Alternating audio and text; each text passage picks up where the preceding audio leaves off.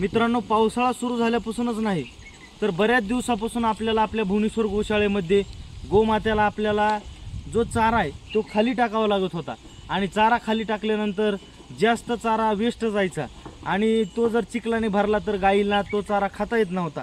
आपल्याकडे कुठल्याही प्रकारची गोमातेला गव्हाणीची व्यवस्था नव्हती। मित्रांनो, गव्हाणीची व्यवस्था नसल्यामुळे आपल्याला बरेच दिवस गायींसाठी हा चिखलामध्ये उघड्यावर खाली जमिनीवर चारा टाकावा लागत होता आणि त्यामुळे जास्तीत जास्त आपल्या गोशाळेचा आपला चारा हा वेस्ट जायचा आणि चिखलाने भरल्यामुळे तो चारा गायींना कुठल्याही प्रकारे खाता येत नव्हता। मित्रांनो, तुम्ही या ठिकाणी पाहू शकता पावसाळ्यामध्ये कशा प्रकारचं गोशाळेमध्ये चिखल होतो आणि आपल्याला या चिखलामध्ये गायींना खायला टाकावं लागत होतं आणि आपल्याकडे कुठल्याही प्रकारची गोमातेला गव्हाणीची व्यवस्था नव्हती। मित्रांनो, सगळ्यात मोठा आनंदाचा विषय म्हणजे आता कुठल्याही प्रकारे आपल्याला चिखलात खाली गोमातेला चारा टाकायची गरज नाही। मित्रांनो, तुम्ही या ठिकाणी पाहू शकता की आपल्या गोशाळेत गोमातेला गव्हाणीची व्यवस्था झालेली आहे। तुम्ही या ठिकाणी पाहू शकता आणि आता आपल्या गोशाळेमध्ये गव्हाणी उपलब्ध झाल्यामुळे बऱ्यापैकी गोमातेला या ठिकाणी चारा व्यवस्थित खाता येईल।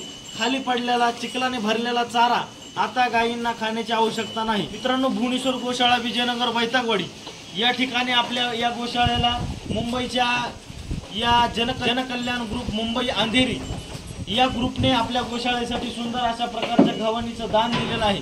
20 गव्हाणी सुंदर अशा प्रकारच्या बनवून या ठिकाणी आपल्या गोशाळेसाठी दिलेले आहेत। सर्वप्रथम म्हणजे या जनकल्याण ग्रुपचं खूप खूप आभार।